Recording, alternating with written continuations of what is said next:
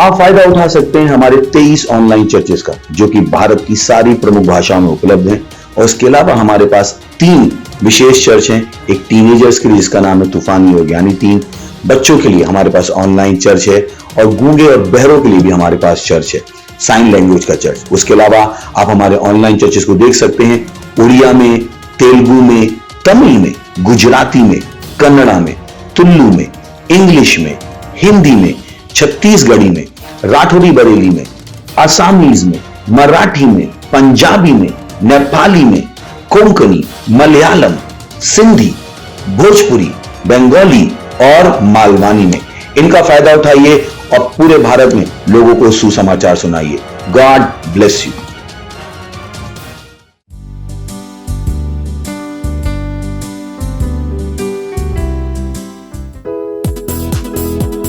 Praise the Lord.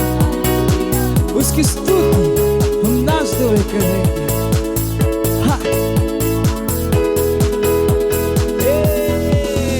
उसकी स्तुति मैं नाच के करूं, चाहे जो हो जाए, मुझ में जो है वो महान है, उसका नाम है यीशु।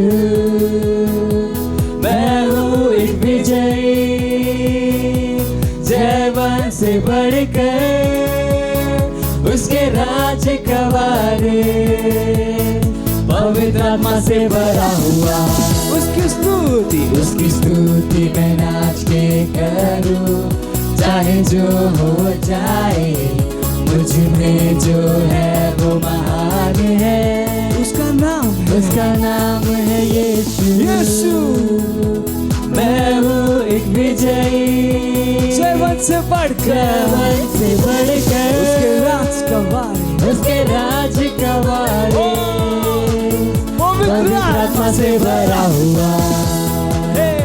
उसमें आनंद मनाओ, उसमें आनंद मनाओ, मैं उसमें आनंद मनाओ, जयवन से बढ़कर उसमें आनंद मनाइए, आनंद मनाओ, उसमें आनंद मनाओ, मैं उसमें आनंद मनाओ, जयवन से बढ़कर। मेरे विरोध में बना दिया, समृद्ध ना होगा, मुझ में जो है वो महान है, उसका नाम है यीशु। मैं हूँ एक विजयी, जयवन से बढ़कर उसके राज का वारिस, पवित्र आत्मा से भरा हुआ। मेरे विरोध में बना दिया, कभी समृद्ध ना हो, क्योंकि मुझ में जो है वो महान है, और उसका नाम यीशु मसीह। मैं हूँ एक विजयी, जयवन से बढ़कर उसके राज का वारिस, पवित्र आत्मा से भरा हुआ। उसमें आनंद मनाओ, उसमें आनंद मनाओ, मैं उसमें आनंद मनाओ, जयवन से बढ़कर आनंद आनंद, उसमें आनंद मनाओ, उसमें आनंद मनाओ, मैं उसमें आनंद मनाओ, जयवन से बढ़कर, जयवन से बढ़कर, जयवन से बढ़कर। कहिए मैं जयवन से बढ़कर, मैं जयवन से बढ़कर हूँ। हालेलुया।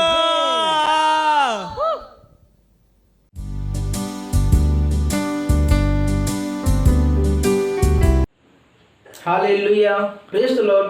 राव लोग फिर आज के दिन स्वागत है भोजपुरी चर्च में। तो जहाँ कई राव लोग अपने पवित्र हाथ उठा जाए, अब फिर से प्रार्थना कर जाए। धन्यवाद दे दे परमेश्वर का, धन्यवाद। मासो कोरेली प्रभु सकजाली से ज अंदली करा आं कोरेली ब्र अंदर रे बहुत शीघ्री रे बहुत साली ब्र अंदर रे बहुत शीघ्री। हाँ धन्यवाद परमेश्वर, धन्यवाद धन्यवाद। हमारा ये पहला प्रार्थना बिंदु बा पहला तिमुथियुस 2 अध्याय 1 से 4 वचन। यम यस जी अनुवाद कहत हो, हम पहला काम ई चाहत है कि रउआ प्रार्थना करी हर जगह हर प्रकार के जवन रउआ जानत है। प्रार्थना करी हर व्यक्ति के खातिर जे के रउआ जानत है। प्रार्थना करी विशेष रूप से सरकार और उनके शासन के खातिर वो ढंग से शासन करे के ताकि हमने सामान्य रूप से हमने के काम के पूरा कर सकी और पूरा दीनता के साथ जी सकी। हमने का उद्धार करता परमेश्वर चाहत हो कि हमने एक तरीके से जी वो चाहत हो कि खाली हमने ना पर सब उद्धार हो जाए। हर व्यक्ति जे के रउआ जानत है वो सच्चाई के जान ले जौन हमने से सीखल है। प्रार्थना करी सब मनुष्य के खातिर विशेष रूप से रउआ के विश्व के ना बचल लोगन के खातिर, परिवार के सदस्य के खातिर, सहकर्मियन के खातिर, स्कूल में, विद्यालय में, व्यवसाय में इत्यादि के खातिर। प्रार्थना करी कि परमेश्वर के जवन परम उद्देश्य और योजना हो उनके जीवन के खातिर वो पूरा हो, जवन कि उनका उद्धार हवा और वो परमेश्वर के वचन में ज्ञान में बढ़ेनी। राबोशी ब्रोहोरेली बहुत जालीस अंदर एक अंदर राबोशी ग्रे राली बहुत सोकोरेली बम राबोशी ब्रोहोरेली बहुत जाली जेकंदर अंकरीली बहुशी ब्रवा मांजोरेली बहुत जाल अम्रबोशी ब्रो मांदारी रबम राबोशी ब्रोहोरेली बहुत जाकालाली जेकंदर अम्रबकुंदरी ब्रवा मांदोरी रबम राबोशी ग्रे लाली बो रबा जाली क्रेडी ब्रबोशी ब्रोरी रबम राबोशी ग्री जाल अंदर एक अंदर रबा या मांकोरेली बम राबोशी ग्रे जाली ब्रोरी बम राबोशी ब्रोहोरे बहुत साकादी ब्रांदर रेबा मानजोरी रिबम रबोशी ग्रे राली बोजी ब्रोडी ब्रबम जाली जेकंदर अंकरी ब्रबम रबोशी ग्रेडी ब्रबम रबा ये मानदर रेबम रबोशी ग्रे राली बो रबम जाली ब्रोडी ब्रबम रबोशी ग्रेडी जांदर एकंदरी ब्रबम रबकुंदरी ब्रबम रबा। ओ परमेश्वर धन्यवाद, धन्यवाद परमेश्वर, धन्यवाद धन्यवाद धन्यवाद धन्यवाद परमेश्वर राजा और धन्यवाद धन्यवाद। और हम पिता हम प्रार्थना मांगते प्रभु यीशु मसीह के महान नाम में, आमीन। ये हमने का दूसरा प्रार्थना बिंदु बा। हमने प्रार्थना करत है हमरे मिशन 1 अरब आत्मा के खातिर 31 दिसंबर 2021 हमने प्रार्थना करत है बढ़त अनुग्रह के खातिर। हमने प्रार्थना करत है कि हमने के खातिर सेवकाई के प्रभावी दरवाजा खुलल हो, हमने के लगे हरदम बढ़त सेवकाई हो। प्रार्थना करी कि परमेश्वर के सामर्थ हमने के साथे भविष्यवाणी के अनुसार काम करत हो, यीशु मसीह के नाम में, आमीन। मासो कोरेली बहुत साराली प्रभु जी से के अंदर अंकली अंदर रे बहुत शीघ्र रली बहुत सोरी प्रभु जल अंदर के अंदर रबम प्रभु शीघ्र जाली कोरेली बम रबोसी ब्रोरी प्रभु रबोसी जे के अंदर ली प्रभा मानजोरे रे बम रबोसी ग्रे महांदरी ब्रोरी प्रभु जाली जे के अंदर अंकली करे बम प्रभु मेरे बम प्रभु बंद बहुत शीघ्र जाली जो कोरेली बम रबोस काली बम रबोसी ग्रे मानदरी ब्रांदर रे बम रबो शी ब्रोडी ब्रबम जाली ब्रोहोरे रे बम रबकंदर रबम यमंकरी रे बम रबो शीघ्रे जोरेले बम रबो जी ब्रोडी बम रबो जाली जेकंदल अंकोरी बम रबो कुंदरी ब्रोडी बम रबो शी ब्रमा लाली अम रबो शीघ्रे लाली ब्रोडी बम जल अंदर रे बम रबो शी ग्रोडी बम रबो शी ब्रांदली करबा यमन जोरेले बम रबो शीघ्रे मांदली ब्रबम रबो शी ब्रोडी रे बम जाली ब्रोहोरे ले बो सकराली ब्रमा यमन जाली ब्रबम रबो शी ब्रोडी बम रबो शी ग्रल अंदली करबा यमन जोरेले बम रबो शीघ्रे माम ब्रोडी बम रबोसी ब्रोडी ब्रबो जाली ब्रहंदर रबम रबा मानदोरेले बम रबो कुंदली ब्रोडी बम रबोसी ब्रोडी बम रबो कुंदली ब्रबम रबा जाली जुकुंदली ब्रबम रबोडी ब्रबा लाले रे बम रबोसी गेडी रबो सक जाली ब्रबा राली बो रबम दली ब्रबम रबोसी ब्रोडी ब्रबम रबा जाली क्रोडी बम रबोसी ग्रे लाली ब्रोडी ब्रबम जाली ब्रोहोडी बम रबो सकंदली ब्रबम रबा मानदली ब्रोडी बम जाली जल अंदर एकंदली क्रोडी बम रबो बेरे बम रबोसी ग्रे जोरे रे बम रबो सी ब्रो रिब्रा अंदली के रे बम रबो कुंदली ब्रबम रबो कुंदला रबम रबा जाली जेकेंदली रे बम रबो कुंदली रबम रबो सी ग्रे मान जोरे रे बम रबो सी ब्रो होरी रे बम रबो सारे बम रबा जाली जेकेंदल अंकोरी रे बम रबो कुंदली ब्रबम रबा या मान दोरे रे बम रबो सी ग्रे रे ब्रबो सी ब्रहंदली कुंदली रे बम रबो सी ग्रे मान जोरी रे बम रबो सी ब्रहंदली कुंदली ब्रबम रबा मान जोरी रे बम रबो सी ग्रे रे बम रबो कुंदल रबा। हाँ, एक अरब पवित्र आत्मा रे बहुत सी एक अरब आत्माओं के लिए मां जोरी ब्रो से के जाली जेकेंदल अंकोरी ब्रबम रबो सी ग्रे मां जो एक अरब आत्मा के खातिर 31 दिसंबर 2021 तक रे बहुत सी ब्रोडी बम रबो सी ब्रांदर रबा मां जाली कोडी रे बम रबो बेडी बम रबो सी ब्रो राली बो साली जेकेंदल अंकरी ब्रम रबो सी ब्रोडी ब्रबा जाली जेकेंदल अंकोरी रबम रबो सी ग्रोडी ब्रबम रबो सी ग्रे। धन्यवाद पिता परमेश्वर राजा और धन्यवाद धन्यवाद। और हम प्रार्थना मांगते हैं प्रभु यीशु मसीह के खातिर, यीशु मसीह के नाम आमीन। ये हमनी के प्रार्थना बिंदु तीसरा बा पहला तीमुथियुस 2:4 जे चाहत हो कि सब मनुष्यों का उद्धार हो जाए और सब सत्य की भली भांति पहचाने, प्रार्थना करी कि अपने परिवार और दोस्तन के खातिर जेकर उद्धार ना भइल हो कि उद्धार ग्रहण करे और सच्चाई के ज्ञान में आ जाए। प्रार्थना करी कि वो यीशु के उनके प्रभु और उद्धारकर्ता के रूप में ग्रहण करें। प्रार्थना करल जाए मां सोकोरी दी ब्रबो सरा अंदरी रे बो शीघ्री रली बो शक जाली ब्रो रे बो जाली ब्रहंद रे कंदरे बो शीघ्री मां सोकोरी ली बम रबो शक जाली ब्रो रे बम रबो शी ब्रबा जाली जेकंदर रल अंकोरी रे बम रबो शी ब्रोडी रे बम जाली ब्रबो शीघ्री रे बम रबा रली बो सोकोरी ब्रबम दरे बो शी ब्रो रे बो जकर लबम जाली जोकुंदरी ब्रह्म रबुकुंदरी दबम रबुकुंदरी ब्रबम रबुबंद बुरबंदरी ब्रबम रबोसी जोरेली बम रबुकरा अंदरी ब्रबुबंदर बम जललबा राली बोसी ग्रे लाली बोरी ब्रबम जली से क्रेडी ब्रबो शकरबा यमान जोरेली बम रबोसी ब्रोहोरी बम रबा राली बो रबा जली जेकंदल अंदरे कंदरी ब्रबम रबोसी ब्रो बेडी बम रबुकुंदरी ब्रोहोरी ब्रबम रबो जली जेकंदल अली ब्रबा यमान जली जेकंदल अली ब्रोहोरी बोसी क्रे रली बोस्वरी ब्रबम रबो सी ब्रोरी बम रबो कंदरी ब्रबम रबा यमान जाली जेकंदल अंकरी दबम रबो सी ब्रोरी ब्रबम रबा रली बो जली करल अंदरे कंदरी ब्रोहोरी दबम रबम रबो बेली बम रबो सी ब्रोरी बम रबो जली जेकंदल अंकरी जललबा यमान सोरी ब्रबम रबो सी ग्रे मान सोरी ब्रबम रबो सी ब्रोहोरी ब्रबो जली जेकंदल रली ब्रबम रबो कंदरी ब्रबम रबा मंदरी ब्रबो सी ग्रे लली बो रबा जली सो क्रोरी ब्रबो सली ब्रअंदरी करलबा मंदरी दबम रबो सी ब्रो बीडी बम रबो कंदरी ब्रबम रबो बंदे बो सी ब्रो होरी बम रबो जली जेकंदल रला यमंकर रे बम रबो सी ग्रे रली बो सली ब्रोडी बम रबो सका जली जेकंदल लबा यमान सोरी रे बम रबो कंदरी ब्रो होरी ब्रबम रबो दी बंदर बा मंदरी ब्रबम रबो कंदरी ब्रोडी बम रबो सी ग्रेडी ब्रबम जललबा लली बो सी क्रेडी ब्रबो सी ब्रहंदरी ब्रबो बेडी बम रबो कंदरी ब्रोडी बम रबो सी जेकंदली ब्रबम रबो कंदरी ब्रबम ब्रोडी रबम जली जेके करे रे बो सारी ब्रबम रबो कंदली रबा जली जेकंदल अंदरी ब्रबो सी ब्रोडी ब्रबम जली अंदरे कंदली रबा रली बो सी ब्रोडी ब्रबो सी जेकंदल ली ब्रोडी ब्रबम रबा यमम दोली रबम रबो सी ग्रे मा जोली री रबम रबो सी ब्रोडी बम रबो सी जेकंदल इंग्रबम रबो सी ग्रे जली करल अंक रबा। धन्यवाद धन्यवाद प्रभु परमेश्वर, धन्यवाद धन्यवाद धन्यवाद प्रभु परमेश्वर हमारी प्रार्थना सुने खातिर धन्यवाद। और हम तो प्रार्थना मांगते प्रभु यीशु मसीह के महान नाम में आमीन। Hallelujah, praise the Lord.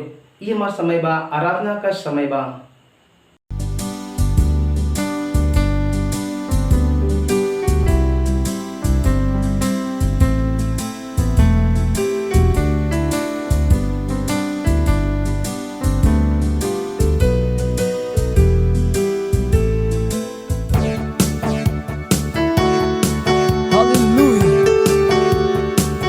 मेरे जीवन मेरे विधा मैं तेरी स्तुति करूं। जैसे मैं पानी के लिए तरसती है, वैसे ही मैं खुदा तरसता हूँ। जैसे ही पानी के लिए तरसती है, वैसे ही मैं खुदा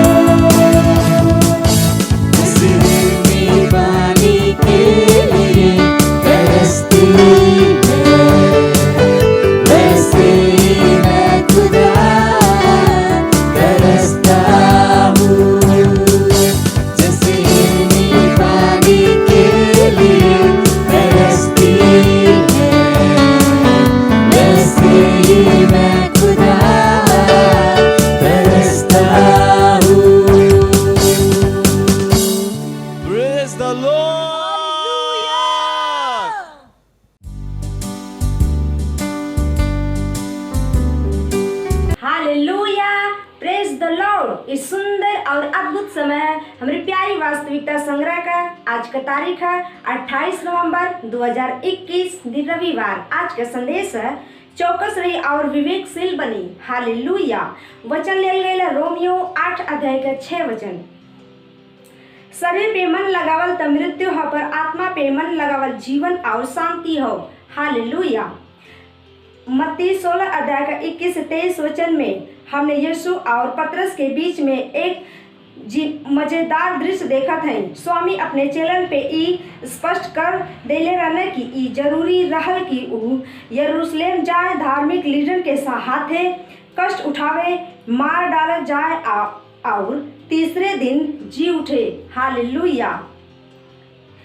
फिर बाइबल कहता है कि पतरस प्रभु के अलगे ले जाके एकांत में उनसे बात करे लगना और उनके झिड़कना। ई कहत हवे, हे प्रभु परमेश्वर का न करे तोरे साथे ऐसन कबहू हो। तब स्वामी मुड़ के पतरस से कहना, हे शैतान, हमरे सामने से दूर हो, तू हमरे खातिर ठोकर का कारण हवे, काहे कि तू परमेश्वर के बातन पे ना पर मनुष्य के बातन पे मन लगावत हवा। हालेलुया। मत्ती 16 अध्याय का 23 वचन।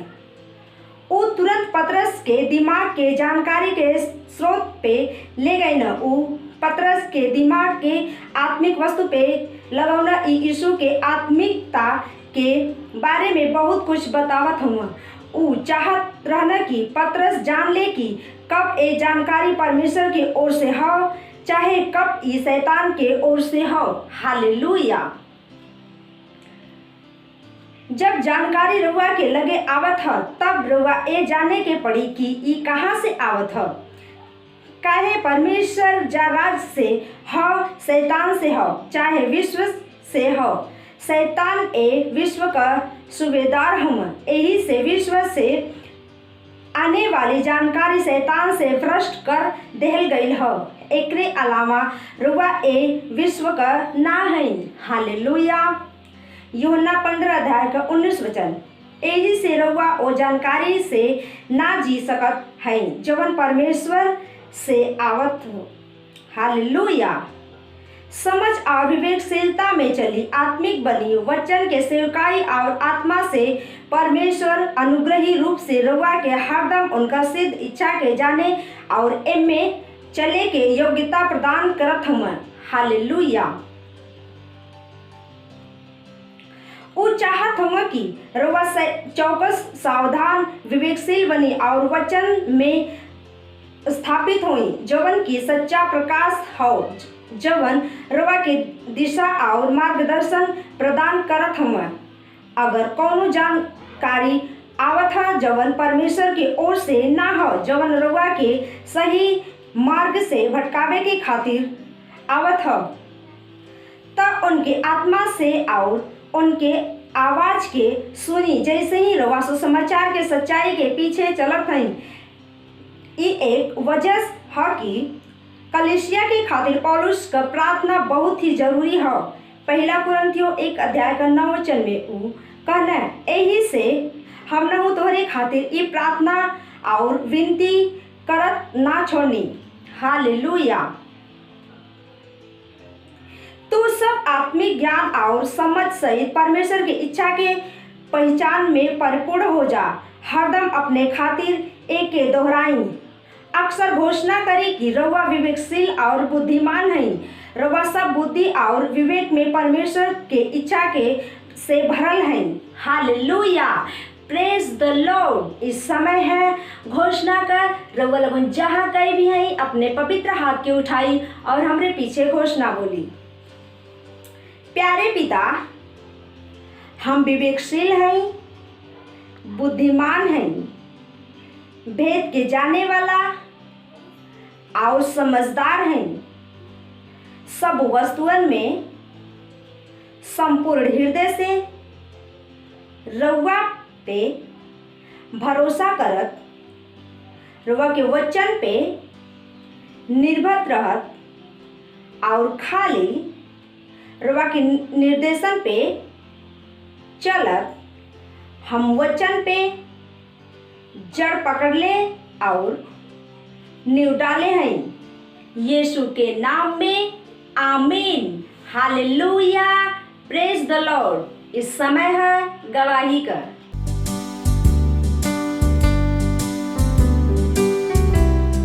Hallelujah, praise the Lord. मैं धन्यवाद करती हूँ परमेश्वर का इस अद्भुत गवाही के लिए। और मेरी गवाही है मेरे सेल मेंबर की। तो वो बहन जॉब पे गई थी और वैसे ही अचानक उसके पति की तबीयत ख़राब हो गई। उनके बच्चे ने फ़ोन किया कि मम्मी पापा की तबीयत बहुत ख़राब है। तो वो जॉब से घर आई और बहुत घबराई हुई थी। और उनके पति की तबीयत ऐसी थी कि वो बहुत बेचैन हुए थे और घबराहट हो रही थी। तो वैसे ही हालत में उन्होंने डॉक्टर के पास लेकर गई, पर दवाई से भी कुछ आराम नहीं लगा। फिर उन्होंने मुझे फ़ोन किया कि सिस्टर मेरे पति को बहुत घबराहट हो रही है और वो बेचैन हो रहे हैं, पता नहीं इनको क्या हुआ है, बाहर का हुआ है कि क्या हुआ है। मैंने कहा कुछ डरो मत, कुछ नहीं हुआ है, वो सही है। और मैंने उनके साथ में फिर प्रार्थना की। वैसे ही प्रार्थना करते करते मैंने उनको बताया, अब मुझे बताइए आपके पति को कैसा लग रहा है। तो उन्होंने मुझे 10-15 मिनट के बाद फ़ोन करके बताया कि जैसे सिस्टर आपने प्रार्थना की और वैसे ही मेरे पति बहुत शांत हो गए। जो उनको घबराहट हो रही थी वो भी पूरी तरह से ख़त्म हो गई और अच्छी चैन की नींद वो सोए। इसलिए मैं परमेश्वर को धन्यवाद देती है। मैं धन्यवाद देती हूँ हमारे परमेश्वर के जन पास्टर अजय अग्रवाल को कि जो उन्होंने हमें हमेशा वचन से सिखाया और आगे बढ़ाया। वही हम हमारे मेंबर के साथ करते हैं तो उनके जीवन में भी बहुत चमत्कार होते हैं। Thank you pastor, so much pastor, I love you. मत सोचिएगा कि आपने कोई गलती कर दी या आपने कुछ इतना बड़ा काम कर दिया कि परमेश्वर का प्रेम आपके लिए खत्म हो गया। और कभी मत होने दीजिएगा कि आप अपने आप को बेकार समझें। जब आप 24 घंटे प्रेम में चल रहे हो तो आप 24 घंटे किस में चल रहे हो? परमेश्वर की भरपूरी में। Praise the lord, hallelujah. अगर आपको उद्धार में चलना है तो आपको प्रेम करना पड़ेगा। Praise the Lord. तो प्रेम केवल मुंह का नहीं है, प्रेम में आप एक कदम उठाते हो। जैसे परमेश्वर ने जब हमसे प्रेम किया तो उसने कुछ किया। जो सम्मान परमेश्वर ने यीशु मसीह को दिया, जो मौका परमेश्वर ने यीशु मसीह को दिया, वही मौका उसने मुझे और आपको दिया। हालेलुया। उसने हमें उसके पास बुला लिया। हालेलुया। उसने हमारा उसके बीच का जो संबंध टूट गया था उसको क्या कर दिया? जोड़ दिया। ग्लोरी। किसकी वजह से? प्रेम की वजह से। हालेलुया। मैं आदेश देता हूं बीमारी को उनके शरीरों से जाने का यीशु मसीह के नाम। मैं उन अशुद्ध आत्माओं को, उन दुर्बलता की आत्माओं को, उन बीमारी फैलाने वाली आत्माओं को आदेश देता हूं उनके शरीरों से जाने का और वापस नहीं आने का यीशु मसीह के नाम।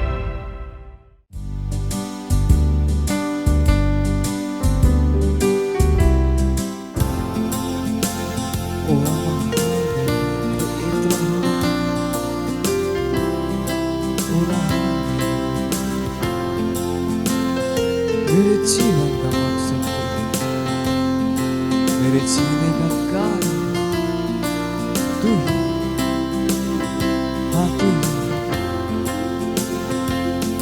मेरे जीवन का मकसद तू है, मेरे जीने का कारण तू है।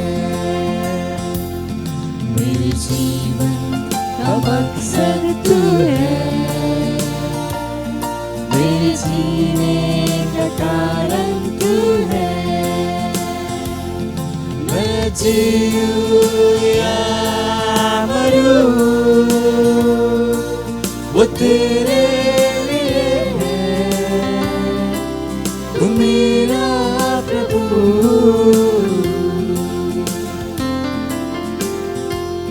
मेरे जीवन का मकसद तू है, मेरे जीने का कारण तू है। मेरे जीवन का मकसद तू है, तू ही है। मेरे जीने का कारण तू है। पिछला सब भूल कर मैं आगे दौड़ा चलूं, जो मेरे लिए नहीं था उसको मैं त्याग दूं। पिछला सब भूल कर मैं आगे दौड़ा चलूं, जो मेरे लिए धन था,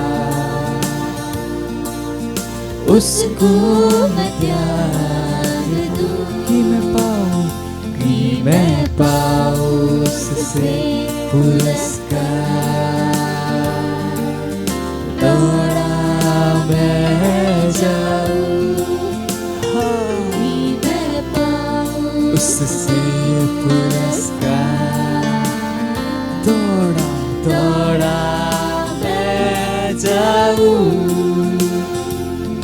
मैं जीऊं या मरूं, वो तेरे लिए है, तू मेरा प्रभु।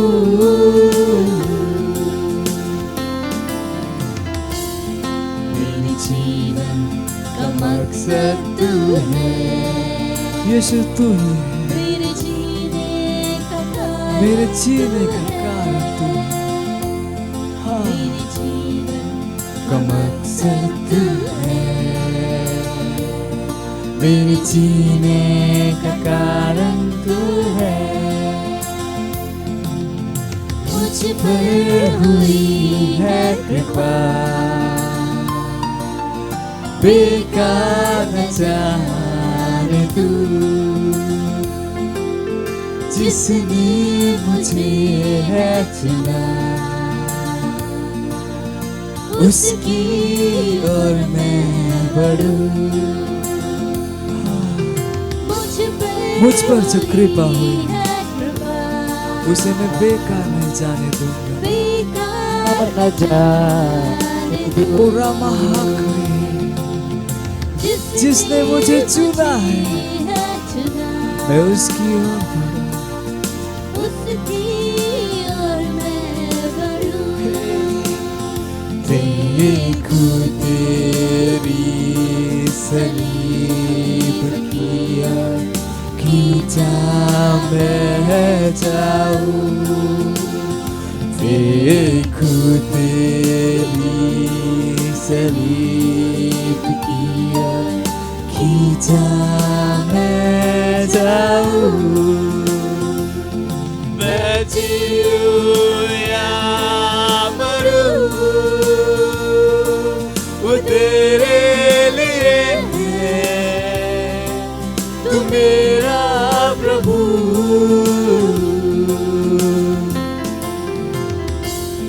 मेरे जीवन का मकसद तू है, मेरे जीने का कारण तू है, और कोई नहीं, केवल तू। मेरे जीवन का मकसद है, मेरे जीने का कारण ओ यीशु तू ही है, मेरे जीने का कारण तू है, केवल तू ही है, मेरे जीने का कारण तू है। हाँ तू ही और कोई नहीं।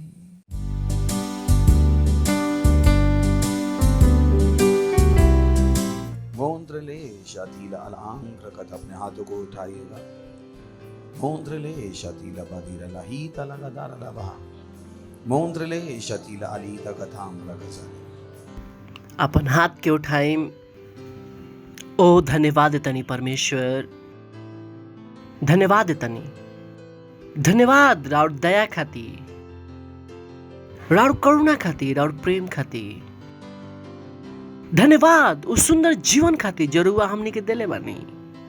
धन्यवाद इस समय खातिर जरुआ हमनी के दिले बानी कि हमनी के राउर वचन से सीखे जा और आगे बढ़े जा। धन्यवाद पवित्र आत्मा राउर उपस्थिति खातिर, धन्यवाद धन्यवाद धन्यवाद धन्यवाद धन्यवाद धन्यवाद धन्यवाद धन्यवाद। ये कहते हैं या हमनी के पास सुने वाला कान और समझे वाला हृदय और एक जीभ बा जो हमेशा सही बोलेला। हमनी के सबसे बातचीत कर, हमनी के हृदय खुला बा प्रेम आशा विश्वास के साथ ग्रहण करे खातिर। अभी प्रार्थना के यीशु मसीह के नाम में मांगा तनी, आमीन। Praise the Lord. बैठ सकता नहीं रहुआ। हालेलुया। तो हमनी के मैसेज कहा हमेशा कह सकीला, हमेशा अगर वह पहला बार आइल बानी तो सोचम कि हमेशा का है, तो चिंता मत करी, समझ में आ जाई कि हमेशा का है, हमेशा। काहे कि परमेश्वर हमनी के हमेशा बढ़ते हुए जीवन में लेके आइल बानी। हमनी के ओकरा कहनी जाके हम ओकरा पॉइंट का बा हमेशा बढ़त विश्वास, दूसरा बा हमेशा बढ़त अनुग्रह, और तीसरा हमेशा बढ़त ज्ञान, और चौथा हमेशा बढ़ता हुआ प्रेम, और पांचवा हमेशा बढ़त दर्शन, और छठा हमेशा बढ़त सेवकाई, सातवां का हमेशा बढ़त महिमा। सोच के देखिए, परमेश्वर चाहता है कि हम कौन सा जीवन जी जाए, हमेशा बढ़त महिमा।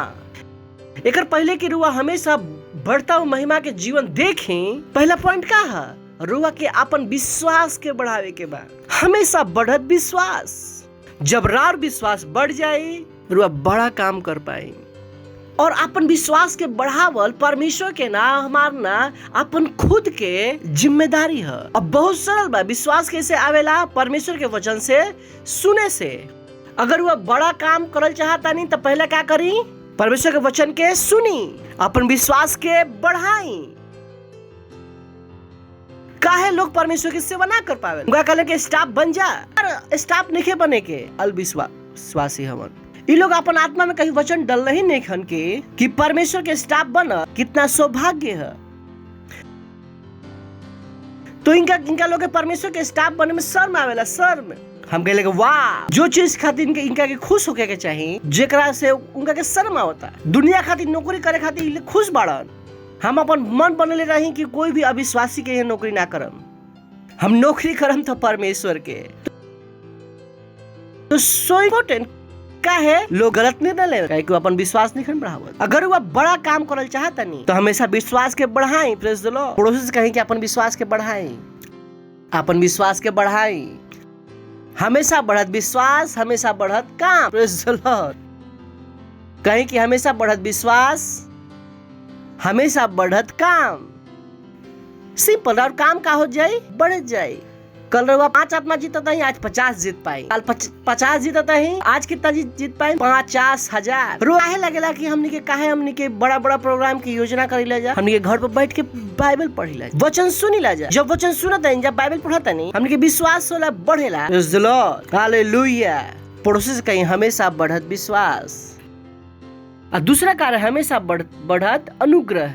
राउर जीवन में अनुग्रह बढ़ सकेला। रुआ कल के अनुग्रह से जिए की जरूरत नहीं है। रुआ का कर सकेला? हर दिन ताजा अनुग्रह ग्रहण कर सके। Praise the Lord. और वो अनुग्रह का हो सकेला? बहुत बड़ा, बहुत बड़ा। रुआ बहुत बड़ा अनुग्रह ग्रहण कर सकता नहीं।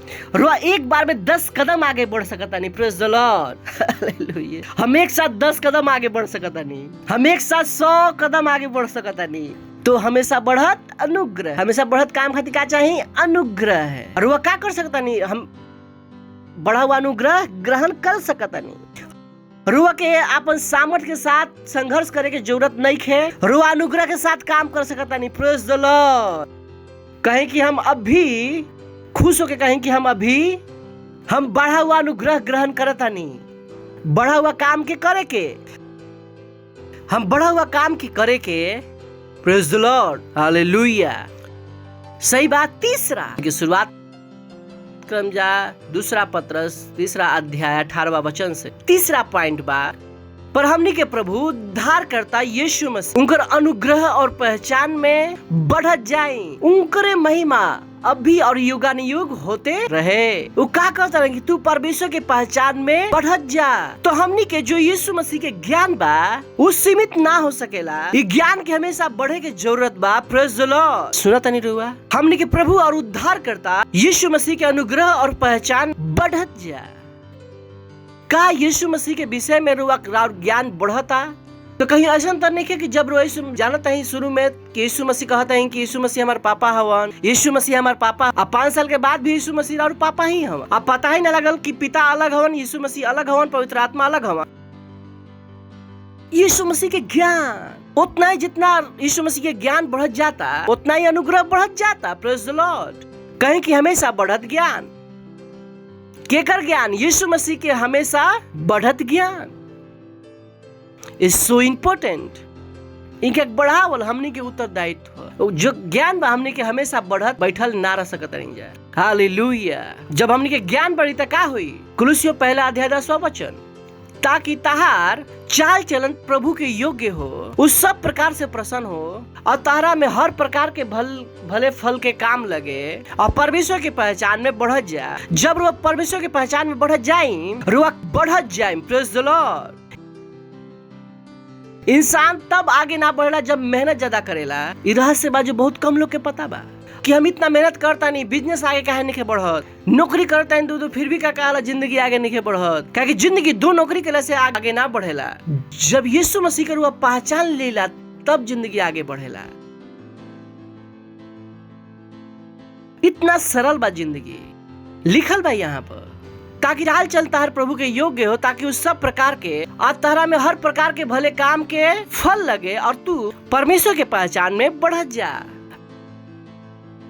अगर वो के पास सवाल बा कि हम आगे काहे नहीं बढ़त, हम लोग के जवाब देता नहीं का बढ़त जा। यीशु मसीह की पहचान में बढ़त जा। अगर पहचान में बढ़म तो ऑलरेडी फल का हो जाई, बढ़ जाई। सिंपल। कि पास्टर हम का करी बिजनेस बढ़ावे खातिर?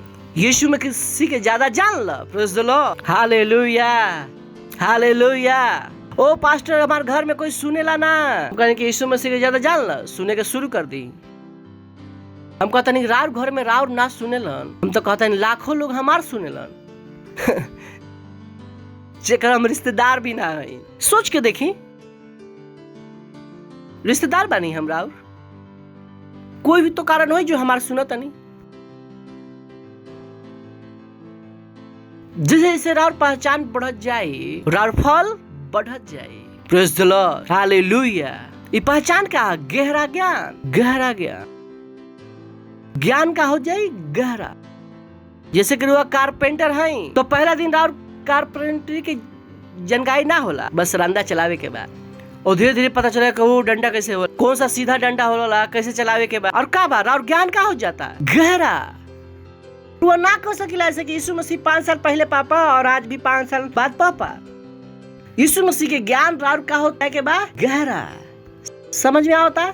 जैसे वो कारपेंटर का ज्ञान का हो जाता, बढ़त जाता। रोज सुनार है तो सुनार का काम बढ़त जाता, और बिल्डर है तो बिल्डिंग के काम का होता है, बढ़त जाता है। कोई वहां रहेला, कोई रहेला। या तो ज्ञान राउर बढ़ सकेला या घट सकेला। ज्ञान जहाँ पर बा वहां पर ना रह सकेला। कोई लग सकला ज्ञान हमारा वहीं पर बा ना। आपको लग रहा है आपका ज्ञान वहीं पे है, पर अगर ज्ञान आपने बढ़ाया नहीं है तो पूरे चांसेस है कि ज्ञान घट गया होगा। है कि दुनिया की चुनौतियां आई और ज्ञान पर प्रहार करी और ज्ञान में से एक पंजा मार के ले जाए, पंजा मार के ले जाए। तो ज्ञान तो बहुत से लोग पास्टर जब शुरू में आए रहे, हम प्रार्थना करत रहे, चमत्कार हो जात रहे। काहे ना होला? काहे? कि ज्ञान पर का मार के चल गई पंजा। रुआ के लगता कि ज्ञान उतना ही बा, ज्ञान का हो चुकल बा कम। रुआ सचेतन रूप से ज्ञान के बढ़ाई ना, ज्ञान वहां रही ना सकेला। दुनिया ओकरा पर का करी? प्रहार। Praise the lord. Hallelujah. Hello होला ना। हमने के बचपन में का लगला मम्मी पापा प्यार करेलन, फिर पता लगला कि मम्मी पापा प्यार ना करेलन। हमने ज्ञान का होकर होत रहेला बदलत जाता है। कितना में समझ में? दोस्त कहलेंगे छोड़ो ना, मम्मी की ज्यादा मत सुनो मम्मी पापा के। बचपन में क्या पता चलता कि मम्मी पापा प्यार करलन, लेकिन अभी ज्ञान पर का मारा जाता? पंजा। ज्ञान का हो जाता बदलत जाता। का उतना ही ज्ञान बा? ज्ञान का हो कम। अगर रहुआ यीशु मसीह के विषय में ज्ञान ना बढ़ाए, और ज्ञान का हो जाता कम। कहे कि दुनिया पर का मारी? पंजा। Praise the lord. हालेलुया। सुनत नहीं रुआ? तो ज्ञान के का होगे के बा? हमेशा बढ़े के बा। का रुआ ज्ञान के बढ़ावे खातिर रुआ का छोड़े खातिर तैयार बानी? ज्ञान तो अपना आप बढ़ी ना। का रुआ टीवी छोड़े तैयार बानी? का रुआ बकवास के बात करे खातिर छोड़े खातिर तैयार बानी? पड़ोसी से कहीं का छोड़ सकेला? पड़ोसी से कहीं का छोड़े के तैयार बड़ा? Praise the lord. हालेलुया। सुनत नहीं रुआ? तो ज्ञान का हुए के बाद गहरा सवाल बा कि कार हुआ छोड़े के तैयार बानी।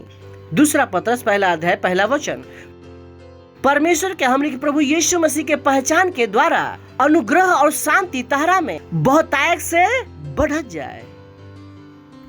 कितना सरल बा जीवन, प्रेज द लॉर्ड। पता ना लोग डिफिकल्ट काहे बता देना। पहचानम अनुग्रह अपना आप बढ़ जाई, संपत्ति अपना आप बढ़ जाई। उना कलम के पहले पहचान बढ़ावा फिर अनुग्रह बढ़ावा। उ कलम की पहचान बता अनुग्रह अपने आप बढ़ जाए, पहचान बता शांति अपना आप बढ़ जाए। एक के साथ दो free free free, praise the Lord लिखल बा वहां पर सवाल बा रुआ का छोड़े के तैयार बानी, का छोड़े के तैयार बानी। Praise the lord, hallelujah. कारो टीवी छोड़े खातिर तैयार बानी। Praise the lord, hallelujah. सुनाई पड़ल कार हुआ के सवाल बाकी कार हुआ छोड़े के तैयार बानी। Praise the Lord.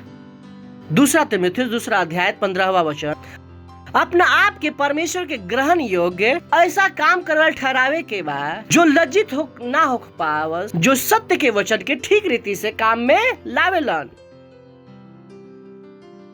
और हम कहानी बतानी कि चर्च चलत रहे, चर्च के बाद पास्टर कलर की जितना भी बोर्ड मेंबर बारन बाद में इंतजार करस, कोई बात ना, चर्च खत्म भइला सारा बोर्ड मेंबर आ गेलन। एक आदमी वहां पर नया बैठे रहन। चर्च के पादरी कहलन कि तू तो मेंबर ना हवा ना, हमार सुना दिलस कि जितना बोर्ड मेंबर बारन सब आ जास। तो कुछ लोग ऐसा ही बारन, वचन कुछ कहता कुछ और चिपका होता रहन। Praise the Lord. पास्टर कहलन कि ऐसा वचन बा आई अपना ही चिपका होता रहन। यरूशलेम माता सबसे ऊपर वो हमार माता हवा। हम कहने की ये अच्छा बा। Praise the Lord. तो रुआ ज्ञानी ना हो सकीला वचन के द्वारा। Praise the Lord. सुनो तनी रुआ का लिखल बा, अपना आप के परमेश्वर के ग्रहण योग्य ठहरा के लोग के और जीवन के देख के पता लगे कि चाहिए कि परमेश्वर रुआ के चुनले बाड़न। रुआ ज्ञान गलत ना दे सकीला, रुआ गलत चीज ना समझ सकीला। रुआ के वचन बैठ के पढ़े के पड़ी,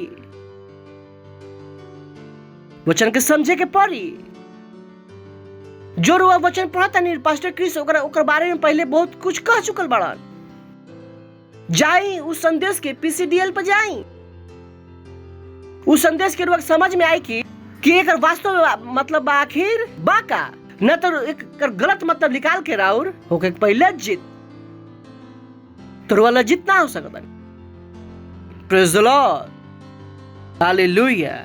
फिलिपियो तीसरा अध्याय 7 से 8 वचन, पर जो बात हमार लाभ के रहे ओकरा के मसीह के कारण हम हानि समझ लेनी। Praise the Lord. यानी कि जो चीज से रुआ के मजा आवत रहे, जो चीज करे में रुआ के आनंद आवत रहे, जेकरा से राउर टाइम जात रहे, रुआ कहते ना हम ये अब चीज करे वाला नहीं खी, अब हमारा खातिर का हो गई मसीह के कारण हानि। काहे कि राउर सपना बदल गइल। राउर सपना का है? यीशु मसीह के पहचाने के। Praise the Lord. What a beautiful dream. आपन जिंदगी अगर रुआ के बनावे के बाद तो परमेश्वर के साथ बनाई, केकरा साथ बनाई? कोई इंसान पर भरोसा मत करी कि बच्चा जेकरा खातिर रुआ मर जाइला, क्यों हमार बच्चा 14 साल के होखे द कहन की मम्मी कमरा में यह मत, ये हमारा अकेले के कैमरा है। नहीं पता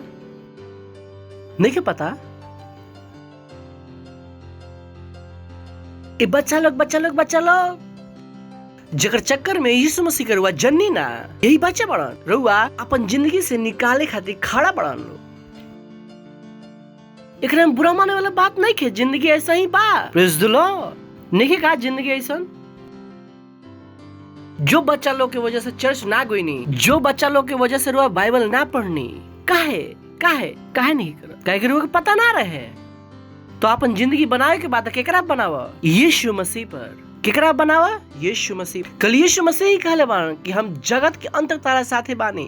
प्रेज द लॉर्ड, हालेलुया। सुनो तनी रुआ, लोग के साथ अपन जिंदगी मत बनाई।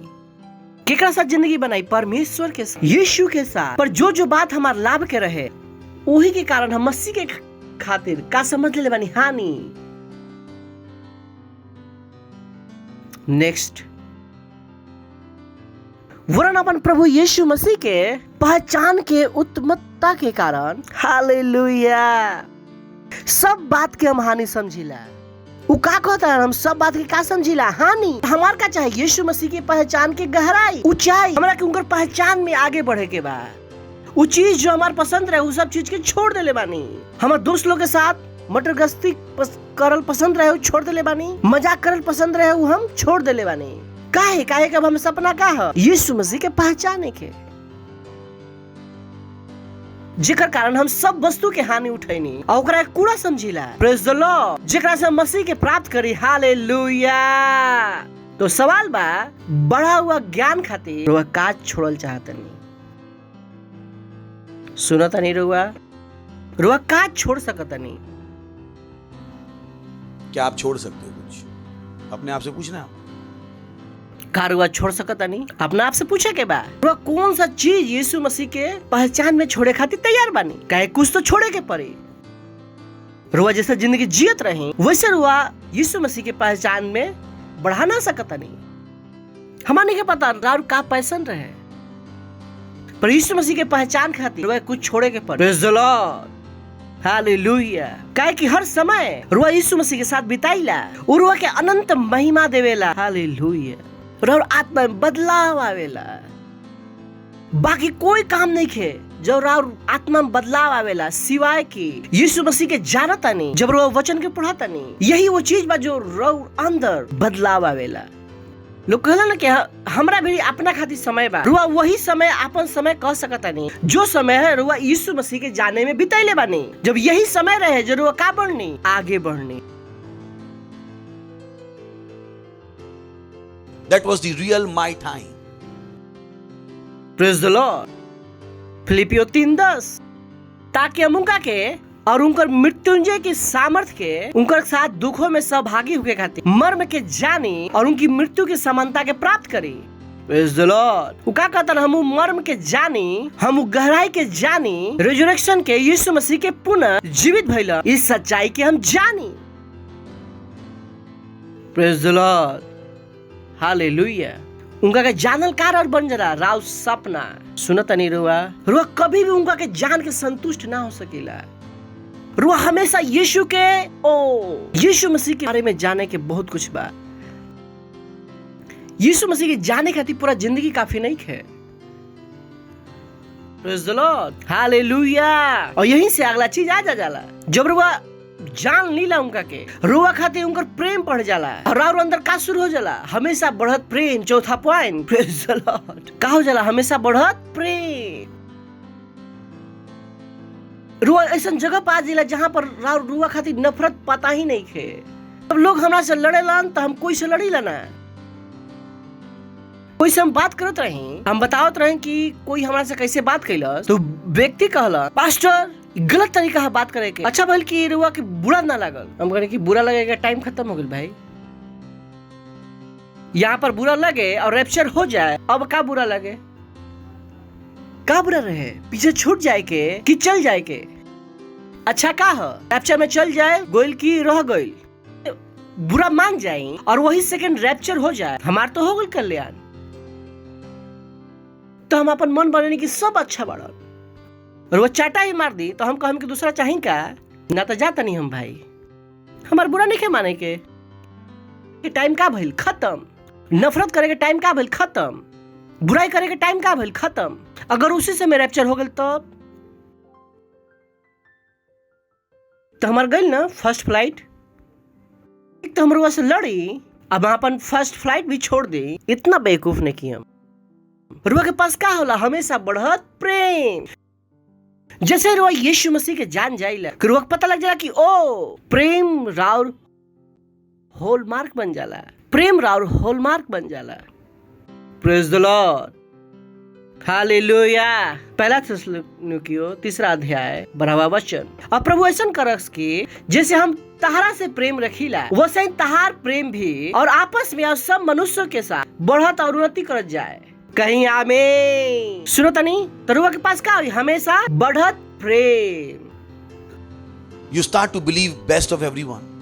रुआ के हर एक में अच्छाई नजर आवेला। केवल हर इंसान के रुआ अच्छाई ढूंढता नहीं। रुआ नहीं पता कि उनके अंदर का कमी बा। प्रेज द लॉर्ड, रुआ केवल अच्छाई ढूंढतनी और रुआ उनका की याद दिलावतनी कि उनकर अच्छाई ताकि रुआ उनका से का कर सके, pray. Praise the lord, hallelujah. सुनतनी का करी, प्रे। प्रभु ऐसे करे कि जैसे हम तहरा से प्रेम रखिला वैसे तहार प्रेम भी आपस में सब मनुष्यों में, कहीं सब मनुष्य के साथ और उन्नति करत जाए। यानी कि हमनी के पास क्षमता बा कि हमनी के प्रेम का हो सकेला, बढ़ सकेला।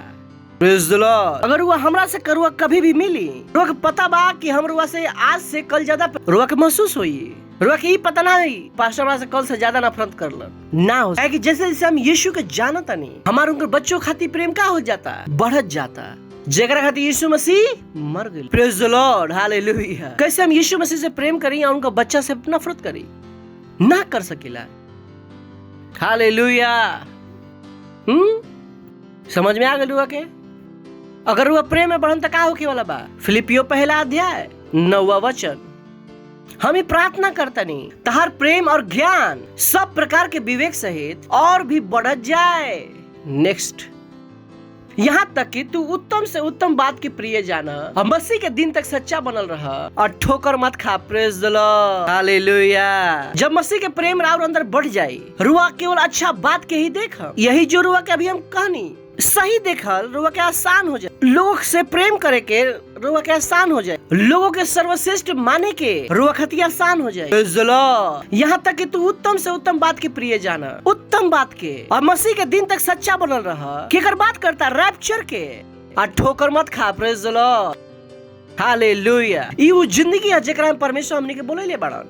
ई हमनी के अंदर योग्यताएं बा ऑलरेडी। हमनी के विश्वास का हो सकेला? हमेशा बढ़त। हमनी के पास अनुग्रह का हो सकेला? हमेशा बढ़त। हमनी के पास ज्ञान का हो सकेला? हमेशा बढ़त। और हमनी के प्रेम का हो सकेला? हमेशा बढ़ सकेला। Praise the lord, hallelujah. उठाई अपन हाथ, करी अन्य भाषाओं में प्रार्थना, दी परमेश्वर के धन्यवाद। री शतीला मांत्रले शतेले मोंत्रले शतीला हलीता कदाम्बर गजाले शतेले हेंत्र लहीता लबदे लीद्रा गजालो शतेले हेंत्र लहीता लगदांग्र बरबांते मोंत्रले शतीला अलीता कदाम्बर गजालो शतेले हेंत्र लहीता लबदे लींत्र का सातोले इंत्र लाइन तलांग दंग्र बरबोंते लतीरी लरो शतेले बांधे लीत्र का दारे ले शतेले हिंत्र लांग्र बरबोंते ले सातोले बदी लीत्र का जाले शतेले बांत्र लहीता लगदांग्र बरबांते लतोरे लरो लीप्रगदारे लरो शतेले बांत्र लंग्र बर। प्रार्थना करी अपने घर वालों लोग खाती, प्रार्थना करी अपन घर वालों के, रिश्तेदारों के नाम लेके प्रार्थना करी उनका उद्धार खाती।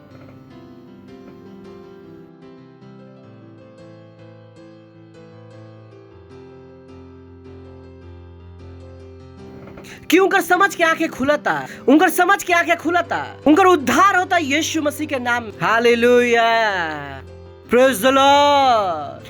परमेश्वर धन्यवाद उन सारा नाम का जो हमने के यहाँ अभी लेनी है जाए।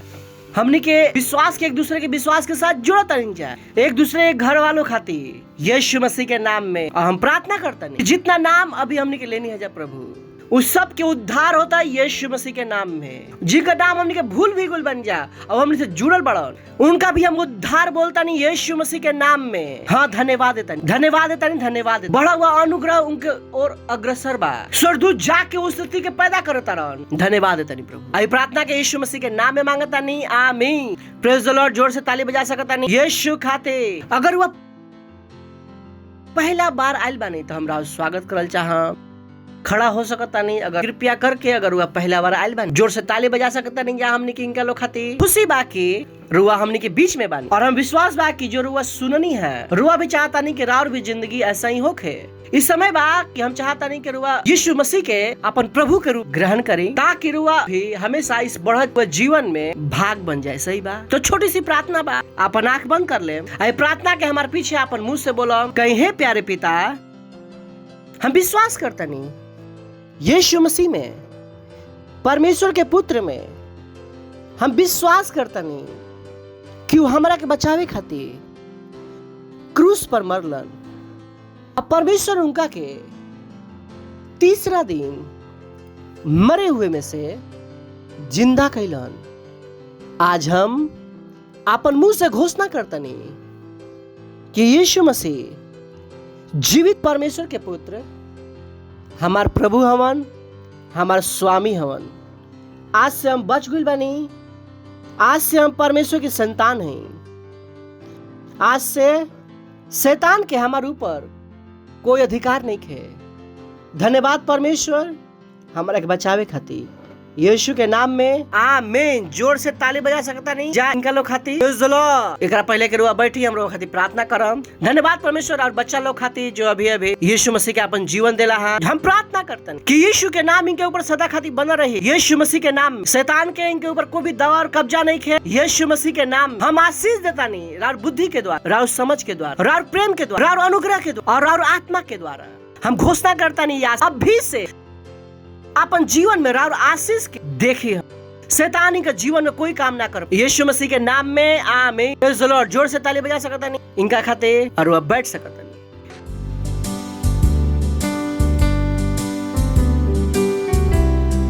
इस समय बा अपन भेंट, अपन दशमांश, अपन पार्टनरशिप, अपन विशेष बीज के बोए के और हमने के अपन वार के स्वागत जोर से ताली बजा के स्वागत। Thank you.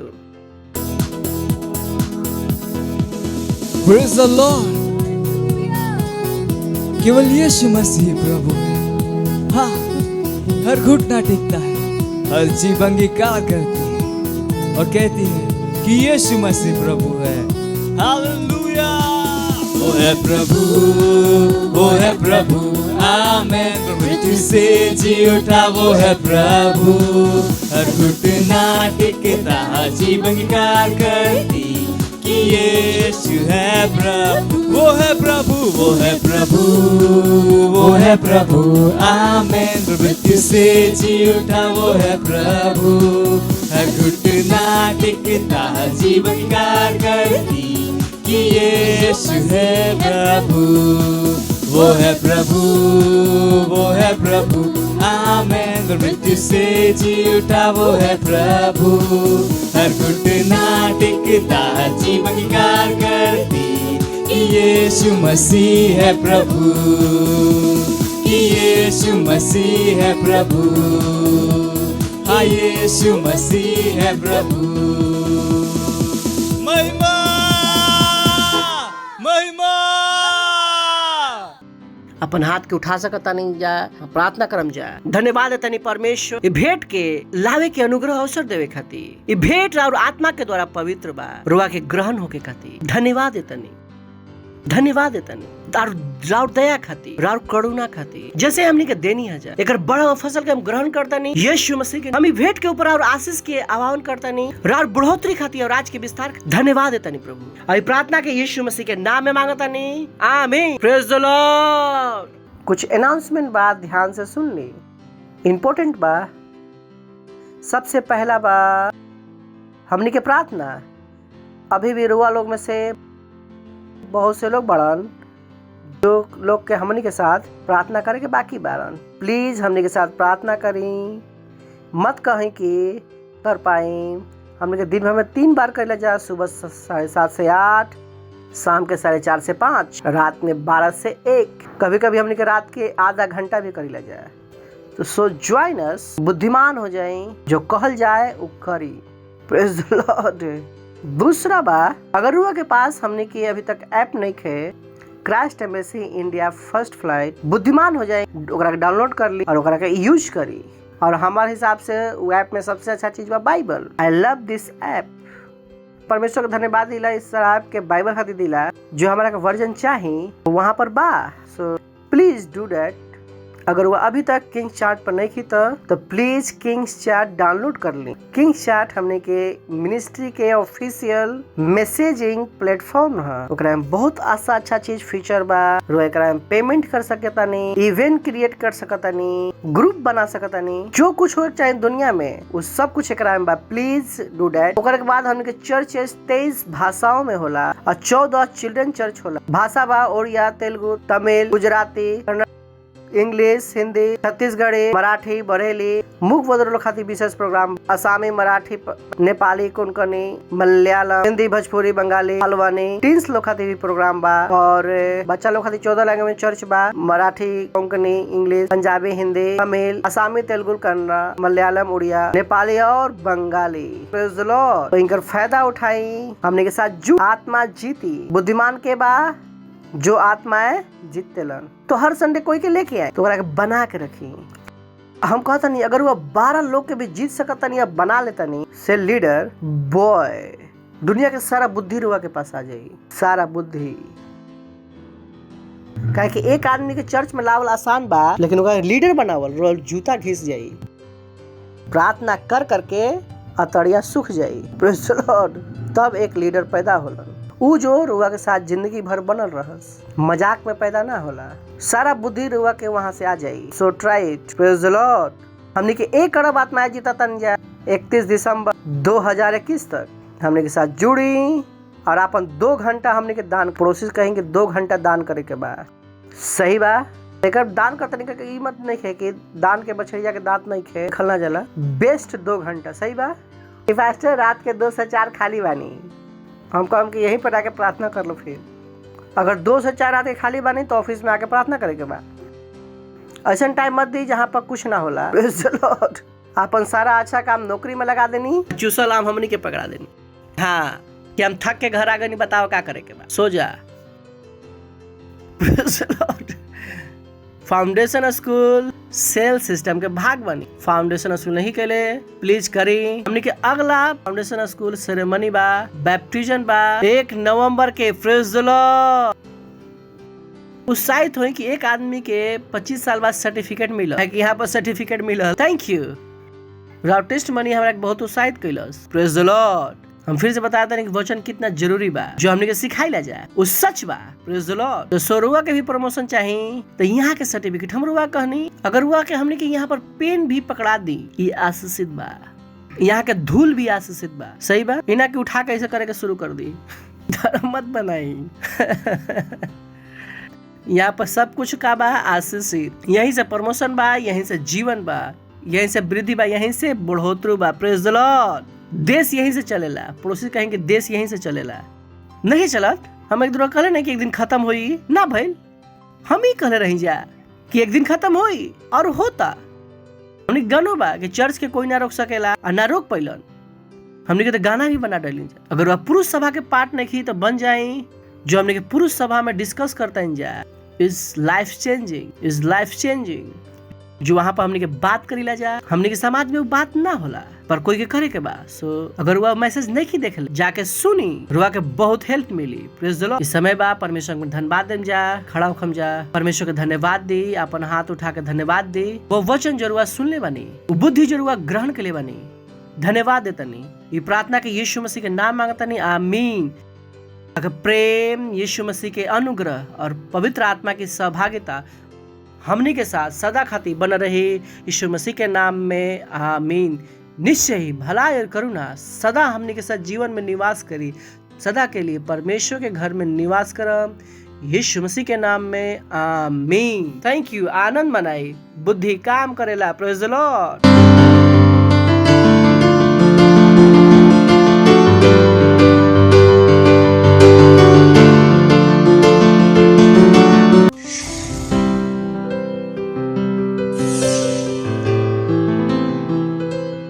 Subscribe to our channel, hit the bell icon, like, comment and share. Thank you and God bless you.